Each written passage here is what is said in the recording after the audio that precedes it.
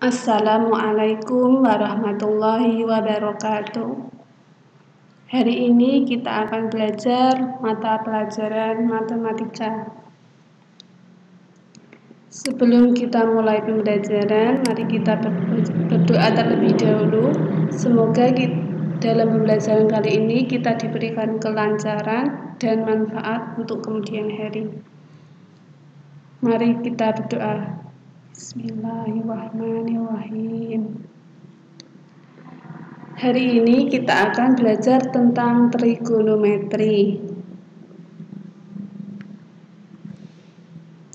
Sebelum kita memulai pembelajarannya, alangkah baiknya kita harus mengetahui kompetensi dasar yang akan kita pelajari, yaitu mendeskripsikan konsep perbandingan trigonometri pada segitiga siku-siku melalui penyelidikan dan diskusi tentang hubungan perbandingan sisi-sisi yang bersesuaian dalam beberapa segitiga siku-siku sebangun, dan menerapkan perbandingan trigonometri dalam penyelesaian masalah.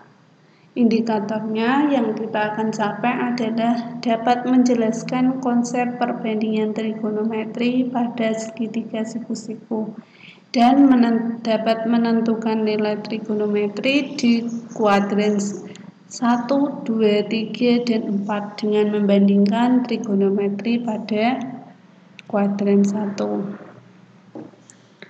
Menentukan nilai perbandingan trigonometri suatu sudut, kita akan belajar 3 hal, yaitu perbandingan trigonometri pada bidang segitiga siku-siku, panjang sisi dan besar sudut segitiga siku-siku, dan perbandingan trigonometri di berbagai kuadran.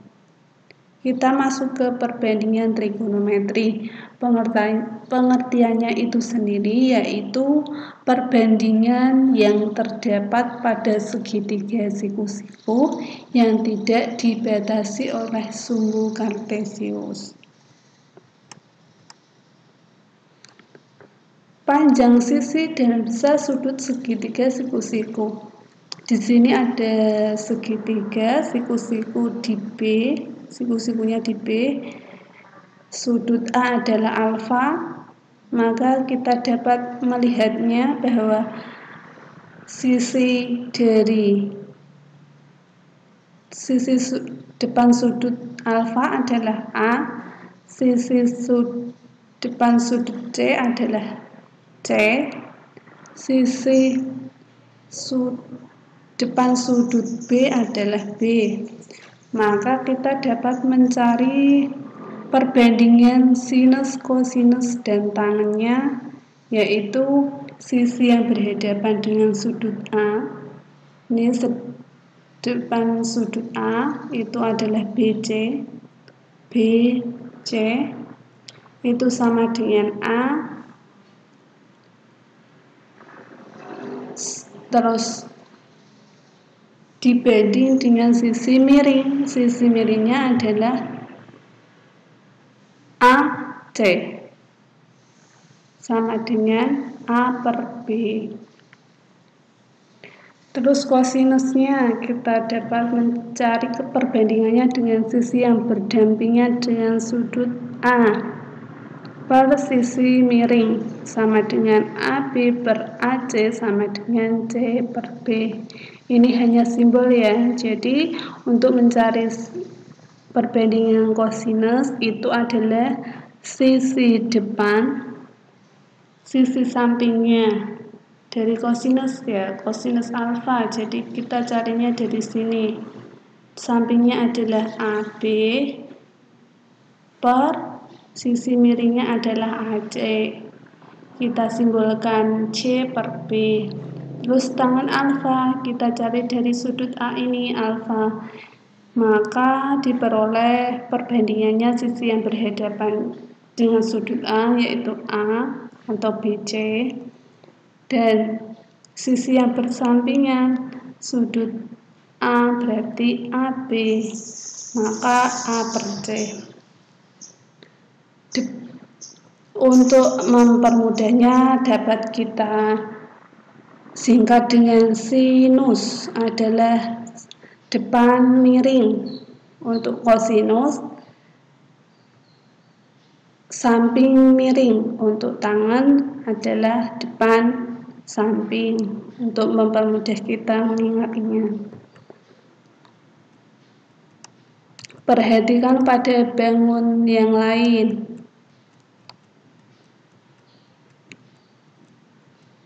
Untuk gambarnya ya, jadi perbandingan trigonometri pada bangun PQR, maka sin Q-nya, sin kita lihat dari sudut Q-nya, diperoleh sinnya adalah tadi depan per miring. Depan per miring berarti depannya Q adalah PR dan sisi miringnya adalah RQ atau QR, sama saja. Untuk cosnya, jadi dari cos Q ini tadi adalah samping per miring, berarti sampingnya adalah PQ dan miringnya adalah QR. Untuk tangannya juga sama. Kita cari dengan cara rumus tadi ya, diingat-ingat. Untuk sin adalah depan miring, cos adalah samping miring, tangannya adalah samping, depan samping ya, depannya adalah PR, miring sampingnya adalah PQ. Untuk sin R juga sama, kita lihat dari sudut R-nya, depannya adalah PQ, sin miringnya adalah tetap QR, dan seterusnya ya, sama saja cara pencariannya.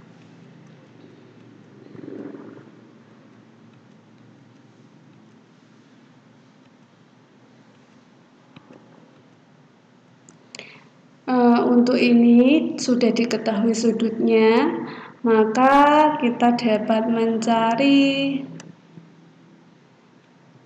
cosnya. Tentukan ini ada sudut A adalah 30 derajat dan panjang AC adalah 10 cm.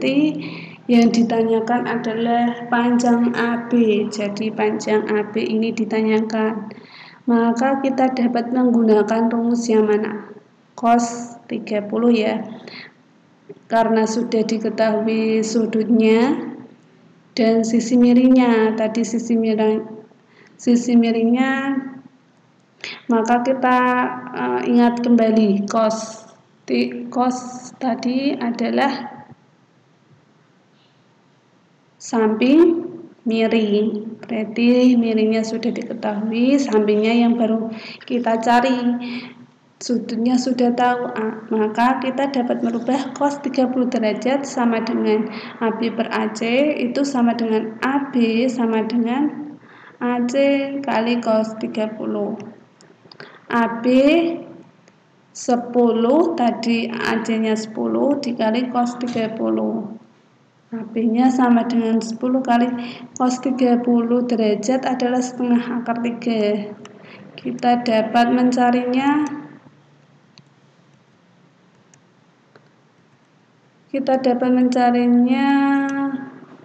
dalam tabel ya, sudah ditemukan bahwa sudut istimewa 30 derajat untuk cos adalah setengah akar 3. Untuk yang B, panjang BC-nya dapat kita cari juga. Ini bisa dicoba sendiri ya. Coba kalian gunakan sin 30 derajat. Untuk selanjutnya, contoh lain, jika diketahui segitiga ABC siku-siku di sudut C, maka dan panjang AB adalah 25, AC-nya 9, maka kita dapat menentukan besar sudut A dan besar sudut B. Kita gunakan cos A juga ya. Tadi kita bisa menggambarnya, maka akan kita lihat bahwa AB-nya sudah diketahui,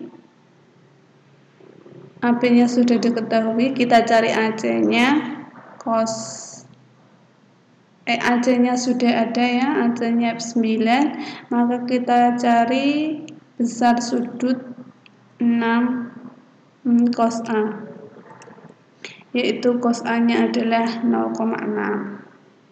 Ini dapat dilihat sendiri tadi, AC-nya 9, AB-nya 25, maka 3/5 sama dengan 0,6. Kita masuk ke perbandingan trigonometri pada segitiga dalam sumbu kartesius.